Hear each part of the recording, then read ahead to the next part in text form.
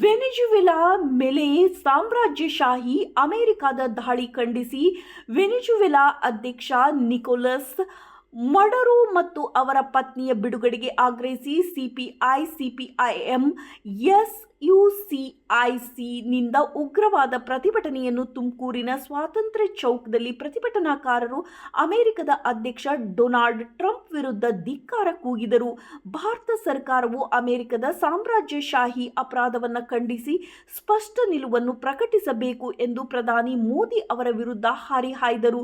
ಈ ಪ್ರತಿಭಟನೆಯಲ್ಲಿ ಸಾಮಾಜಿಕ ಚಿಂತಕರು ಆದ ದೊರೆರಾಜು ಯತಿರಾಜು, ಸಿಪಿಐನಿಂದ ಕಂಬೇಗೌಡ, ವಿಪ್ರೋ, ಚಂದ್ರು, ಗಿರೀಶ್, ಸಿಪಿಐಎಂನಿಂದ ಉಮೇಶ್, ಸಿಪಿಐಎಂನ ಜಿಲ್ಲಾ ಕಾರ್ಯದರ್ಶಿ ಸುಬ್ರಹ್ಮಣ್ಯ, ಎಸ್ಯುಸಿಐ ಸಂಘಟನೆಯ ಕಲ್ಯಾಣಿ ಮಂಜುಳಾ ಈ ಮೂರು ಪಕ್ಷ ಹಾಗೂ ಸಂಘಟನೆಯ ಸದಸ್ಯರು ಪ್ರತಿಭಟನಾ ಸ್ಥಳದಲ್ಲಿ ಹಾಜರಿದ್ದರು. ವರದಿ ನರಸಿಂಹರಾಜು, ತುಮಕೂರು. ಅದು ತಪ್ಪು ಅಂತ ಈಗಾಗಲೇ ವಿಶ್ವಾದ್ಯಂತ ಸಾಕಷ್ಟು ಚಳುವಳಿಗಳು ನಡೀತಾ ಇದೆ. ಈ ಚಳುವಳಿಗಳ ಸಂದರ್ಭದಲ್ಲಿ ನಾವು ಒಂದು ಅವಲೋಕನ ಮಾಡುವಾಗ ನೋಡೋದಾದ್ರೆ, ಯಾವ ದೇಶ ಅಲಿಪ್ತ ನೀತಿನ ಅನುಸರಿಸಿ ಅಂತಾರಾಷ್ಟ್ರೀಯ ಮಟ್ಟದಲ್ಲಿ ಒಂದು ಒಳ್ಳೆಯ ಸ್ಥಾನನ, ಶಾಂತಿಯ ಸಂದೇಶನ ಗಾಂಧೀಜಿಯವರ ಆಶಯಗಳಂತೆ ಮತ್ತೆ ಭಾರತೀಯರ ಐತಿಹಾಸಿಕ ಒಂದು ತ್ಯಾಗ ಬಲಿದಾನಗಳ ಹೋರಾಟದ ಪರಂಪರೆಯನ್ನ ಎತ್ತಿ ಹಿಡಿಯುವಂತ ಸಂದರ್ಭದಲ್ಲಿ ಮೋದಿಯವರು ಇದನ್ನು ತೀವ್ರವಾಗಿ ಖಂಡಿಸುತ್ತಲೇ ಕಳವಳ ವ್ಯಕ್ತಪಡಿಸಿದೀವಿ ಅನ್ನೋದು ಒಂದು ನಗೆಪೇಟ್ಲೆ ಈಡಾಗಿದೆ. ಅದೇನೇ ಇರಲಿ, ಅಮೆರಿಕಾದಂತ ರಾಷ್ಟ್ರದಲ್ಲೇನೇನೇ ಹೋರಾಟ ತೀವ್ರಗೊಂಡಿದೆ. ನಮ್ಮ ಹೆಸರನ್ನ ಉಪಯೋಗಿಸ್ಕೊಂಡು ನೀವು ಅಂತಾರಾಷ್ಟ್ರೀಯ ಕಾನೂನನ್ನು ಉಲ್ಲಂಘಿಸಬಾರ್ದು, ಅಲ್ಲಿಯ ಒಂದು ಚುನಾಯಿತ ಪ್ರತಿನಿಧಿನ ಏನು ನೀವು ಅಪಹರಣ ಮಾಡಿದ್ದೀರಾ ಅದು ಖಂಡನೀಯ ಅಂತ ಹೇಳ್ತಾ ಇದೆ. ಹಲವಾರು ವಿಚಾರಗಳು ಇಲ್ಲಿ ಬರುತ್ತೆ. ಅಮೆರಿಕದ ಏನು ಯುದ್ಧಕೋರ ನೀತಿ, ಸಾಮ್ರಾಜ್ಯಶಾಹಿವಾದ ಇನ್ನೂ ಅದು ಮರ್ತಿಲ್ಲ.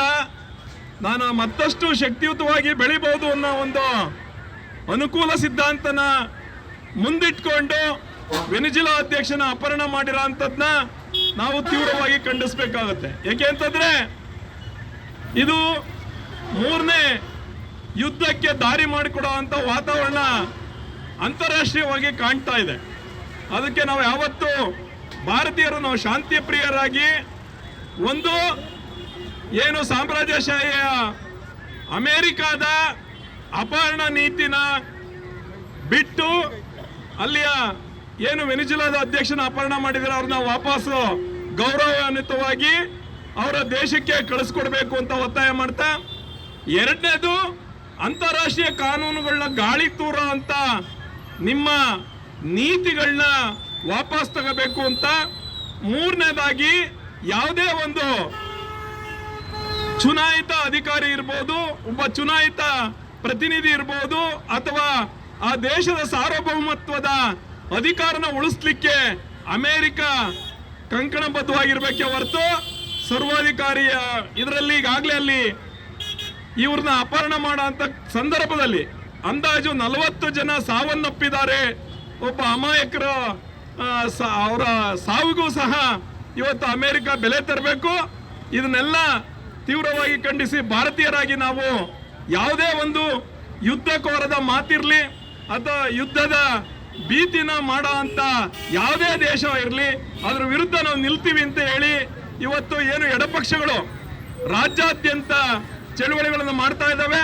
ಆ ಒಂದು ಚಳುವಳಿಯ ಭಾಗವಾಗಿ ತುಮಕೂರಲ್ಲೂ ಸಹ ಈ ಒಂದು ನಾವೊಂದು ಪ್ರತಿಭಟನಾ ಸಭೆನ ಹಮ್ಮಿಕೊಂಡು ಪ್ರಧಾನಿಯವರು ಈಗಲಾದ್ರೂ ಎಚ್ಚೆತ್ಕೊಂಡು ಮುಂದೆ ಅದು ನಮ್ಮ ದೇಶಕ್ಕೂ ಬರ್ಬೋದು. ಯಾಕೆ ಅಂತಂದ್ರೆ ಅಲ್ಲಿ ಯಾವುದೇ ಒಂದು ಮಾದಕ ದ್ರವ್ಯದ ವ್ಯವಹಾರ ಒಂದು ದೇಶ ಒಂದು ಇದರಲ್ಲಿಲ್ಲ. ಈಗ ಎಲ್ಲ ಕಡೆ ನಮ್ಮ ಕರ್ನಾಟಕದಲ್ಲೂ ಅದು ಚರ್ಚೆ ನಡೀತಾ ಇದೆ.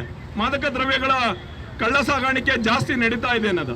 ಅದು ಅಂತಾರಾಷ್ಟ್ರೀಯ ಮಟ್ಟದಲ್ಲಿ ಎಲ್ಲ ದೇಶಗಳು ಕುಳಿತು ಅದೇನಾದ್ರೂ ಆ ಥರದ ಒಂದು ವಾತಾವರಣ ಮಾದಕ ದ್ರವ್ಯತೆ ಇದ್ದಿದ್ರೆ ಅದನ್ನ ಪರಿಹಾರಕ್ಕೆ ಒಂದು ದೇಶ ಅಧ್ಯಕ್ಷ ಬಂದ್ರೆ ಇದೆಲ್ಲ ನಿಲ್ಲ ಅಂತದಲ್ಲ, ಎಲ್ಲ ಕಡೆನೂ ನಿಲ್ಸೋ ಅಂತ ರೀತಿನಲ್ಲಿ ಸಾರ್ವಭೌಮ ಪಡೆದಿರೋ ಅಂತ ಸರ್ಕಾರಗಳು ಮುಂದಾಗಬೇಕು ಅಂತ ಒತ್ತಾಯಿಸಿ ಇಲ್ಲಿ ಮಾತಾಡಲಿಕ್ಕೆ ನನಗೆ ಏನು ಅವಕಾಶ ಕೊಟ್ಟಂತ ಎಲ್ಲ ಪಕ್ಷದ ಮುಖಂಡರುಗಳಿಗೆ ಹಾಗೂ ಪ್ರಗತಿಪರ ಚಿಂತನೆಯ ಮುಖಂಡರುಗಳಿಗೆ ವಂದಿಸಿ ನನ್ನ ಅಭಿಪ್ರಾಯಗಳನ್ನ ಮುಗಿಸ್ತಾ ಇದ್ದೀನಿ. ತುಮಕೂರು ಜಿಲ್ಲೆಯ ಎಲ್ಲ ನನ್ನ ಸಾರ್ವಜನಿಕ ಬಂಧುಗಳೇ, ಬಹಳ ಶತಶತಮಾನಗಳಿಂದ ಸಾಮ್ರಾಜ್ಯಶಾಹಿಗಳ ಅಟ್ಟಹಾಸವನ್ನು ಮುಂದುವರಿಸಿಕೊಂಡೇ ಬಂದಿರತಕ್ಕಂಥ ಅಮೇರಿಕದಂಥ ದೈತ್ಯ ರಾಷ್ಟ್ರಗಳು ಸಣ್ಣ ಬಡ ರಾಷ್ಟ್ರಗಳು ಶ್ರೀಮಂತಗಳಾಗುವುದನ್ನು ಸಹಿಸ್ಕೊಳ್ಳೋಕ್ಕೆ ಸಾಧ್ಯ ಆಗ್ತಾ ಇಲ್ಲ. ಈಗ ಆಲ್ರೆಡಿ ಉಮೇಶ್ ಅವರು ಹೇಳಿದ ಹಾಗೆ ಏನು ಅಂತಾರಾಷ್ಟ್ರೀಯ ಮಟ್ಟದಲ್ಲಿರ್ತಕ್ಕಂಥ ಕಾನೂನುಗಳು ಏನಿದ್ದಾವೆ ಸಂಪೂರ್ಣವಾಗಿ ವೈಲೇಷನ್ ಮಾಡೋಂಥ ನೀತಿಗೆ ಇವತ್ತು ಸಾಮ್ರಾಜ್ಯಶಾಹಿಗಳು ಹೋದರೆ ಪ್ರಪಂಚದಲ್ಲಿ ಮಾರಣ ಹೋಮ ಆಗೋಂಥ ಸಿಚುವೇಶನ್ಗಳು ಸೃಷ್ಟಿ ಆಗ್ತವೆ. ಇದು ಕೇವಲ ಒಬ್ಬ ಸಾರ್ವಭೌಮತ್ವದ ದೇಶದ ಒಬ್ಬ ಅಧ್ಯಕ್ಷನ ಕೇಸು ಮತ್ತೆ ಅಕ್ರಮ ವಲಸೆ ಕೇಸನ್ನ ವಿಶ್ವಸಂಸ್ಥೆ ಟ್ರಂಪ್ ಮೇಲೆ ಹೂಡಬೇಕು. ಯಾಕೆ ಅಂತಂದ್ರೆ ಇವತ್ತು ನಾಳೆ ನಮ್ಮ DC ಆಫೀಸ್ಗೆ ರೈತರು ಹೋಗಿ ನುಗ್ಗಿದ್ರೆ ಕೇಸ್ ಹಾಕ್ತಾರೆ. ಜನರಲ್ ಹಾಸ್ಪಿಟ್ಲ್ಗಳನ್ನ ಖಾಸಗೀಕರಣ ಮಾಡಬೇಡಿ, ಸರ್ಕಾರದಿಂದ ನಡೆಸಿ ಅಂತ ಹೇಳಿದ್ರೆ ಜೈಲಿಗೆ ಹಾಕ್ತಾರೆ. ನಮ್ಮ ದೇಶದ ಒಳಗಡೆ ಇರ್ತಕ್ಕಂಥ ಕಾನೂನುಗಳು ಇಷ್ಟೊಂದು ಗಟ್ಟಿಯಾಗಿರ್ಬೇಕಾದ್ರೆ ಇನ್ನೊಂದು ದೇಶದ ಸಾರ್ವಭೌಮತ್ವತೆಯನ್ನ ಅಕ್ರಮವಾಗಿ ನುಗ್ಗಿದ್ರೆ ಯಾಕೆ ವಿಶ್ವಸಂಸ್ಥೆ ಕೇಸ್ ಆಗ್ತಾ ಇಲ್ಲ? ಇದನ್ನ ಪ್ರಪಂಚದಲ್ಲಿರ್ತಕ್ಕಂಥ ಎಲ್ಲ ಶಾಂತಿ ಪ್ರಿಯರು ಖಂಡಿಸಬೇಕು. ಇದನ್ನ ಕೃತ್ಯವನ್ನ ಇವತ್ತು ದೇಶದಲ್ಲಿ ಆಡ್ತಾ ಇದ್ದಾರೆ. ಸ್ನೇಹಿತರೆ ಹಾಗೂ ಸಂಗಾತಿಗಳೇ, ಇದುವರೆಗೂ ನೀವೆಲ್ಲ ಕೇಳಿಸ್ಕೊಂಡಿದ್ದೀರಾ ಈ ಯುದ್ಧಗಳಿಗೆ ಮೂಲ ಕಾರಣ ಏನು ಅನ್ನೋದನ್ನ. ಇವತ್ತು ಏನು ಟ್ರಂಪ್ನ ಒಂದು ಮನಸ್ಥಿತಿ, ಈ ಒಂದು ಏನು ವೆನೆಜುವೆಲಾ ಮೇಲೆ ಅಟ್ಯಾಕ್ ತುಂಬಾ ಸ್ಪಷ್ಟಪಡಿಸುತ್ತೆ ಅವನ ಮನಸ್ಥಿತಿ ಹೇಗಿದೆ ಅಂತ. ಎಂತ ದುರಂಕಾರಿ ಅಂತ ಹೇಳಿದ್ರೆ, ಏನು ವೆನೆಜುವೆಲಾ ಅಧ್ಯಕ್ಷನ ಮತ್ತು ಅವ್ರ ಪತ್ನಿನ ಅಪಹರಿಸಬೇಕಾದ್ರೆ ಆ ಅಪಹರಣ ದೃಶ್ಯ ನನ್ ತುಂಬಾ ಸಂತೋಷ ಪಡ್ತು, ನಾನು ತುಂಬಾ ಎಂಜಾಯ್ ಮಾಡಿದೆ ಅಂತ ಹೇಳಿ ಒಂದು ಹೇಳಿಕೆನ ಪತ್ರಿಕೆಗಳಲ್ಲಿ ವರದಿಯಾಗಿದೆ, ಹೇಳಿಕೆ ಕೊಟ್ಟಿದ್ದಾರೆ. ಇದರಿಂದ ಅರ್ಥ ಆಗತ್ತೆ ಅಂದ್ರೆ ಹಿಂಸೆ ಕೊಡೋದ್ರ ಮೂಲಕ ತಾವು ಆನಂದನ ಅನುಭವಿಸುವಂತ ವ್ಯಕ್ತಿ ಅಂತ ಹೇಳಿ ದುರಂಕಾರದ ಒಂದು ಪರಮಾವಧಿಯನ್ನ ಇದು ತೋರಿಸುತ್ತೆ. ಸ್ನೇಹಿತರೆ, ಗೊತ್ತಿದೆ ತಮ್ಮೆಲ್ಲರೂ ಆಗುತ್ತೆ. ಅಮೆರಿಕ ಟ್ರಂಪ್ ಇವತ್ತು ಭಾರತ ಸರ್ಕಾರ ಮೋದಿ ಅವರಿಗೆ ನನ್ನ ಗೆಳೆಯ ಅಂತ ಹೇಳ್ತಾ ಪೆಟ್ರೋಲ್ ಅನ್ನ ರಷ್ಯಾದಿಂದ ಖರೀದಿ ಮಾಡಬಾರ್ದು ಅಂತ ಹೇಳಿ ಒತ್ತಡ ಆಗ್ತಾ ಇದ್ದಾರೆ. ನಮ್ಮ ದೇಶ ಒಂದು ಸ್ವತಂತ್ರ ಭಾರತ ದೇಶ, ಪ್ರಜಾಪ್ರಭುತ್ವ ದೇಶ. ಯಾವ ದೇಶದಿಂದ ಬೇಕಾದ್ರೂ ನಮ್ಮ ಜನಕ್ಕೆ ಕಡಿಮೆ ಎಲ್ಲಿ ಸಿಗುತ್ತೋ ಪೆಟ್ರೋಲು ಡೀಸೆಲ್ ಅಲ್ಲಿ ಖರೀದಿ ಮಾಡ್ತೀವಿ ಅಂತ ಹೇಳುವಂತ ಒಂದು ಧೈರ್ಯ ತಾಕತ್ತು ಇವತ್ತು ಭಾರತ ಸರ್ಕಾರದ ಪ್ರಧಾನಮಂತ್ರಿಗಳಿಗೆ ಇಲ್ಲ ಅಂತ ಹೇಳಿ ಇವತ್ತು ನಾವು ಖಂಡಿಸ್ತಾ ಇದೀವಿ. ಭಾರತ ಸರ್ಕಾರ ಇವತ್ತು ಯುದ್ಧಗಳು ಅನಿವಾರ್ಯ. ಈ ಯುದ್ಧಕ್ಕೋಸ್ಕರ ಒಂದು ದೇಶದ ಸಾರ್ವಭೌಮತ್ವಕ್ಕೆ, ಒಂದು ದೇಶದ ಒಳ ಆಡಳಿತಕ್ಕೆ ಕೈ ಹಾಕೋದಕ್ಕೆ ನೀವು ಯಾರು ಅಧಿಕಾರ ಕೊಟ್ಟವರು ಅನ್ನೋದನ್ನ ನಾವೆಲ್ಲರೂ ಪ್ರಶ್ನೆ ಮಾಡಬೇಕಾಗಿರೋಂಥ ಸಂದರ್ಭ. ಹಾಗೇನೆ ಏನು ವೆನೆಜುವೆಲಾನ ಅಧ್ಯಕ್ಷ ಇವರ ನೀತಿಗಳಿಗೆ ಒಪ್ಪಲಿಲ್ಲ, ಇಡೀ ಪ್ರಪಂಚಕ್ಕೆ ತೋರಿಸ್ತಾ ಇದೆ. ನೋಡಿ, ನೀವೇನಾದ್ರೂ ಟ್ರಂಪ್ ಮಾತು ಕೇಳಲಿಲ್ಲ ಅಂದ್ರೆ, ಅಮೆರಿಕ ಮಾತು ಕೇಳಲಿಲ್ಲ ಅಂದ್ರೆ ನಾನ್ ನಿಮಗೆ ಎಚ್ಚರಿಕೆ ಕೊಡ್ತಾ ಇದ್ದೀನಿ ಅನ್ನೋ ನಿಟ್ಟಿನಲ್ಲಿ ಇವತ್ತು ಟ್ರಂಪ್ ನಡ್ಕೊಂತ ಇದ್ದಾರೆ. ಯಾಕೆ ಅಂತ ಹೇಳಿದ್ರೆ ನಾವು ಹಿಂದೆ ನೋಡಿದೀವಿ, ಇರಾಕ್ ಮೇಲೆ ದಾಳಿ ಆದಾಗ ಆಗಿರ್ಬೋದು, ಸದ್ದಾಂ ಹುಸೇನ್ ನಿಮ್ಮನ್ನ ವಿರೋಧಿಸಿದ್ರು ಅನ್ನೋ ಕಾರಣಕ್ಕೆ ಅವರ ಒಂದು ಏನು ಭಯೋತ್ಪಾದಕ ಅನ್ನೋ ನಿಟ್ಟಿನಲ್ಲಿ ಚಿತ್ರಿಸಿದ್ರು, ಅವ್ರ ದೇಶಕ್ಕೆ ಹೋದ್ರು. ಪರಿಸ್ಥಿತಿ ಏನಾಯ್ತು ಅಂತ ಮುಂದೆ ನಿಮಗೆ ಗೊತ್ತಿದೆ. ಗಡಾಫಿನ ಹಂಗೆ ಮಾಡಿದ್ರು. ಅಮೆರಿಕ ಒಂದೇ ನೀತಿ ಅನುಸರಿಸ್ತಾ ಇದೆ. ಅದೇನು ಅಂತ ಹೇಳಿದ್ರೆ ತಮ್ಮ ಯುದ್ಧದ ಅಸ್ತ್ರಗಳನ್ನ ಸೇಲ್ ಮಾಡ್ಕೋಬೇಕು, ನಮ್ಮ ದೇಶಕ್ಕೆ ಅಂದ್ರೆ ಪ್ರಪಂಚಕ್ಕೆ ದೊಡ್ಡಣ್ಣ ಆಗಬೇಕು ಅಂತ ಹೇಳಿದ್ರೆ ಇವತ್ತು ಎಲ್ಲ ಇಂತ ತನ್ನ ವಿರೋಧಿಸಿದ್ರೆ ಅಥವಾ ನಾವು ಮಾತಾಡಬೇಡಿ ಅನ್ನೋದನ್ನ ಈ ಮೂಲಕ ಟ್ರಂಪ್ ಏನು ಎಲ್ಲ ಪ್ರಪಂಚದ ಜನತೆಗೆ ಎಚ್ಚರಿಕೆ ನೀಡುವ ನಿಟ್ಟಿನಲ್ಲಿ ಇವತ್ತು ವೆನೆಜುವೆಲಾದ ಅಟ್ಯಾಕ್ ಆಗಿದೆ. ಸ್ನೇಹಿತರೆ, ಈ ದಿಕ್ಕಲ್ಲಿ ಒಂದು ನಮ್ಮ ದೇಶದ ಜನ ಈಗಾಗಲೇ ನಿಮಗೆ ಸಾಕಷ್ಟು ಜನ ಹೇಳಿದ್ದಾರೆ, ನಾವು ಶಾಂತಿನ ಬಯಸಂತರು. ಇವತ್ತು ದೇಶಕ್ಕೆ ಪ್ರಪಂಚ ಪ್ರಪಂಚಕ್ಕೆ ಎಲ್ಲ ದೇಶಗಳಲ್ಲಿ ನೋಡ್ತಾ ಇದ್ದೀವಿ ನಾವು. ನಿರುದ್ಯೋಗದಿಂದಾಗಿ ಯುವಕರು ಬೀದಿಗಿಳಿತಾ ಇದ್ದಾರೆ, ಹೋರಾಟಗಳನ್ನ ಮಾಡ್ತಾ ಇದ್ದಾರೆ, ಜನ ಹಸಿವಿನಿಂದ ಸಾಯ್ತಾ ಇದ್ದಾರೆ. ಇದು ಈ ದೊಡ್ಡ ನಮ್ಗೆ ಕಾಣಿಸ್ತಾ ಇಲ್ಲ ಸ್ನೇಹಿತರೆ. ಇಲ್ಲಿ ಇಂಥ ಒಂದು ಏನು ಟ್ರಂಪ್ನ ಒಂದು ಸಾಮ್ರಾಜ್ಯಶಾಹಿ ನೀತಿಯ ವಿರುದ್ಧ ಜನತೆ ಒಕ್ಕಲಿಂದ ಹೋರಾಟಕ್ಕೆ ಮುಂದೆ ಬರಬೇಕು. ಆಗ ಇವತ್ತು ನಾವು ಮೋದಿಯವ್ರಿಗೂ ಸಹ ನೀವು ಯಾವುದೇ ಇಂಥ ಅನ್ಯಾಯಗಳನ್ನು ಮಾಡಿದ್ರೆ ಸುಮ್ಮನೆ ಇರಲ್ಲ ಅನ್ನೋ ಒಂದು ಎಚ್ಚರಿಕೆನ ಕೊಡೋದಕ್ಕೆ ಸಾಧ್ಯ ಆಗತ್ತೆ. ನಮ್ಮ ದೇಶನೂ ಸಹ ಸರಿಯಾದ ನಿರ್ಧಾರ ತಗೋಬೇಕು ಅಂತ ಹೇಳ್ತಾ ಈ ಒಂದು ಸಾಮ್ರಾಜ್ಯಶಾಹಿ ಹೋರಾಟಕ್ಕೆ ಧಿಕ್ಕಾರ ಹೇಳ್ತಾ ನನ್ನ ಮಾತನ್ನ ಮುಗಿಸ್ತಾ ಇದ್ದೀನಿ. ಇನ್ಕುಲಾಬ್ ಜಿಂದಾಬಾದ್, ಜನ ಐಕ್ಯ ಹೋರಾಟ ಚಿರಾಯುವಾಗಲಿ. ಬಂಧುಗಳೇ, ಎರಡು ಈವರೆಗೆ ಸಂಗಾತಿಗಳು ಹೇಳಿದಂಥ ವಿಚಾರಗಳಿಗೆ ನಮ್ಮ ಬೆಂಬಲವಿದೆ. ಈ ಜಗತ್ತಿನಲ್ಲಿ ಸಾಮ್ರಾಜ್ಯಶಾಹಿಗಳಿಗೆ ಮತ್ತು ಸರ್ವಾಧಿಕಾರಿಗಳಿಗೆ ಏನೇ ಆಗಿದೆ ಅನ್ನೋಂಥದ್ದು ಇತಿಹಾಸದಿಂದ ಪಾಠ ಕಲಿಬೇಕಾಗಿದೆ. ಹಾಗಾಗಿ ಇಂಥ ಅಮೇರಿಕ ಮತ್ತು ಆ ಟ್ರಂಪ್ ನಡೆ ಇದೆಯಲ್ಲ, ಅವರ ನಡೆಗೆ ಕಡಿವಾಣ ಹಾಕೋದಕ್ಕೆ ನಾವು ಈ ವಿಶ್ವದ ಎಲ್ಲ ಪ್ರಜಾಪ್ರಭುತ್ವ ಪ್ರೇಮಿ ರಾಷ್ಟ್ರಗಳು ಮತ್ತು ಯುದ್ಧ ವಿರೋಧಿ ಶಾಂತಿ ಬದುಕನ್ನು ಇಷ್ಟಪಡುವಂಥ ರಾಷ್ಟ್ರಗಳು ಎಲ್ಲದರ ನೇತೃತ್ವ ವಹಿಸಿರುವಂಥ ವಿಶ್ವಸಂಸ್ಥೆ ಈ ಪ್ರಕರಣದಲ್ಲಿ ಇಂಟರ್ಫಿಯರ್ ಆಗಬೇಕು. ಆಗಿ ವೆನಿಜುಲಾಕ್ಕೆ ನ್ಯಾಯವನ್ನು ದೊರಕಿಸ್ಕೊಡ್ಬೇಕು. ವೆನಿಜುಲಾದ ಅಧ್ಯಕ್ಷರನ್ನು, ಆಯ್ಕೆಯಾದ ಅಧ್ಯಕ್ಷರನ್ನು ಅಪಹರಣ ಮಾಡೋದು ಅಂದರೆ ಅತ್ಯಂತ ನಾಚಿಕೆಗೇಡು ಮತ್ತು ಅದು ಒಂದು ಗೂಂಡಾಗಿರಿಯ ಪ್ರವೃತ್ತಿ.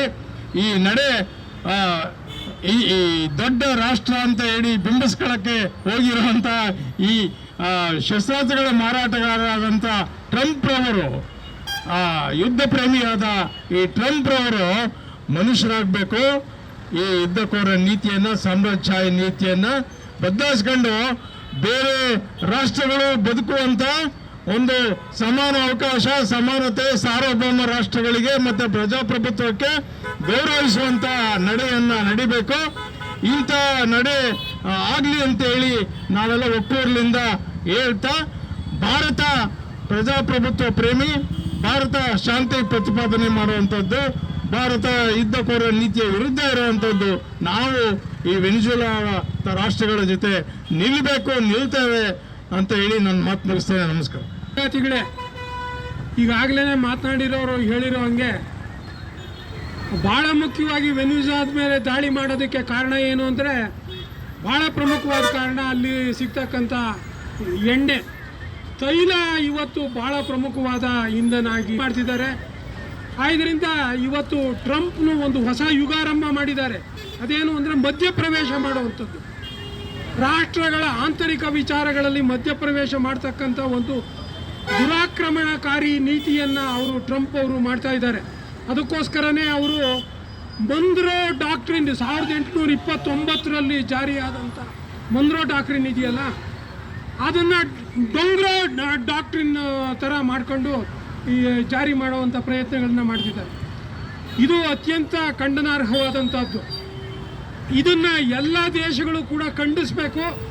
ಮತ್ತು ಈಗಾಗಲೇ ನಮ್ಮ ಗೆಳೆಯರು ಮಾತಾಡ್ದಂಗೆ ಈ ಒಂದು ಕೆಲಸದೊಳಗಡೆ ಭಾಳ ಪ್ರಮುಖವಾಗಿ ಆಗಬೇಕಾಗಿರೋದೇನು ಅಂದರೆ, ಆ ವೆನಿಜುಲಾದ ಅಧ್ಯಕ್ಷನನ್ನು ಈ ಕೂಡಲೇ ಬಿಡುಗಡೆ ಮಾಡಬೇಕು. ಅಲ್ಲಿ ಒಂದು ಕೈಗೊಂಬೆ ಸರ್ಕಾರ ಇಕ್ಕೊಂಡು ಮಾಡೋಕ್ಕೆ ಹೋಗಬಾರ್ದು. ಕೈಗೊಂಬೆ ಸರ್ಕಾರಗಳನ್ನ ಇಕ್ಕೊಂಡು ಡೈಸಿ ರೋಡ್ರಿಕ್ಸ್ ಅಂತ ಹೇಳಿ ಯಾವನ್ನೋ ಒಬ್ಬನ್ನ ಅಲ್ಲಿ ಇದು ಮಾಡ್ಕೊಂಡಿದ್ದಾರೆ. ಈ ಡೈಸಿ ರೋಡ್ರಿಕ್ಸ್ ವೆನಿಜುಲಾದ ಹಿತಾಸಕ್ತಿಯನ್ನು ಕಾಪಾಡೋದು ಆಗಬೇಕು. ಅದು ಬಿಟ್ಬಿಟ್ಟು ಅಮೇರಿಕಾದ ಕೈಗೊಂಬೆ ಆಗಬಾರ್ದು. ಈ ಥರದ ಇವುಗಳನ್ನು ಮಾಡಲಿಕ್ಕೋಸ್ಕರನೇ ನಾವು ಇವತ್ತು ದೊಡ್ಡ ರೀತಿಯೊಳಗೆ ಪ್ರತಿಭಟನೆ ಮಾಡಬೇಕು. ಆಮೇಲೆ ಇವತ್ತು ಎಲ್ಲ ಕಡೆಗೂ ಭಾಳ ದೊಡ್ಡ ರೀತಿ ಒಳಗಡೆ ತಂತ್ರಜ್ಞಾನ ಇದಾಗ್ತಾ ಇದೆ.